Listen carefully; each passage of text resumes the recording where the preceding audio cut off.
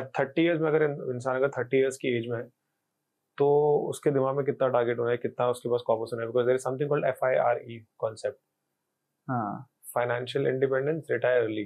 That's right.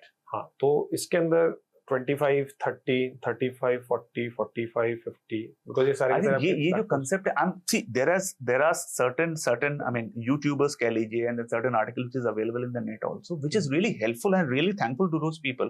Today people are, जो कि पहले हम लोग होता है ना 60 years में हम रिटायर करेंगे, पेंशन आएगी, आजकल लोग ऐसे नहीं सोचते हैं, specially the younger people, right. वो चाहते हैं कि 45 तक वो फाइनेंशियली फ्री हो जाए, मतलब 45 तक उनके पास में इतना पैसा हो कि उनको सुबह इसलिए ना उठना पड़े कि मुझे ऑफिस जाना है, क्योंकि ऑफिस नहीं जाऊंगा तो मेरा खर्चा कैसे चलेगा। That's financial freedom. तो आजकल लोग ऐसा नहीं सोचते, बहुत मतलब इसी को कहते हैं फायर, मतलब आप जो ये फाइनेंशियल इंडिपेंडेंस है इसको आप प्रीपोन कर दिया, 60 की बजाय 45 पे ले आके। और जब रिटर्न की बात करते हैं, फाइनेंशियल फ्रीडम की बात करते हैं, सो जैसे मैंने बताया आपको कि आपके पास में थाली होनी चाहिए। थाली का मतलब इसको टिपिकल फाइनेंशियल उसमें क्या नाम है जार्गन में कहते हैं asset allocation.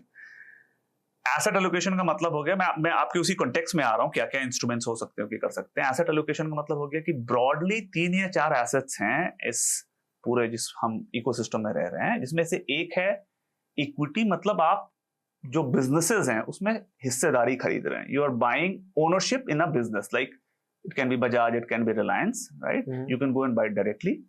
You can go and buy it through an index fund, जो कि इंडेक्स का एक बड़ा सा बुके होता है, उसके पार्ट होते हैं, और थ्रू म्यूचुअल फंड्स। आप किसी भी तरीके से इवेंचुअली खरीद हो रहे हैं। म्यूचुअल फंड का मतलब हो गया, ज्यादातर म्यूचुअल फंड का मतलब हो गया आपका पैसा शेयर बाजार में जा रहा है। शेयर बाजार का मतलब हो गया आप बड़े बड़े बिजनेस हाउसेस में हिस्सेदारी खरीद रहे। Even if you buy 1% in one share in Infosys, that means you are 0.000000% stakeholder, आप उसके हिस्सेदार हैं इन्फोसिस के, या ओनरशिप है इन्फोसिस की, ठीक है। So when we talk about assets, एक इक्विटी हो गया विच इज शेयर मार्केट कह लीजिए, दूसरा आपका हो गया डेट। डेट मतलब आप फिक्स डिपॉजिट बनाते हैं या गवर्नमेंट बॉन्ड में पैसा लगाते हैं या पोस्ट ऑफिस में पैसा डालते हैं, जहां पे आपको गारंटीड रिटर्न्स मिलती है, उसको कहते हैं कि ये, इसको डेट बोलते हैं कि आपने किसी को लोन दिया हुआ है। जब आप बैंक में एफडी बनाते हैं उसका एक्चुअल में मतलब एक तरीके से हो गया डायरेक्टली कि आपने बैंक को पैसा दिया हुआ है कि मुझे 7% इंटरेस्ट चाहिए 1 साल के बाद में।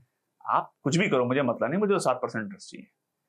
थर्ड हो गया गोल्ड। आप सभी जानते हैं gold also has a good history of appreciation, आपको 10-1% के करीब में गोल्ड रिटर्न दे देगा, ठीक है, over a period of time. And then you have real estate. Real estate probably I'm not the best person to advise, right? But yes, it gives you, if you buy a right asset, right real estate at the right time, it can give you a very good appreciation. अगर आपको ये clip अच्छी लगी और आपको और ऐसे clips देखने हैं, then do subscribe to the Solo Clips for more such clips.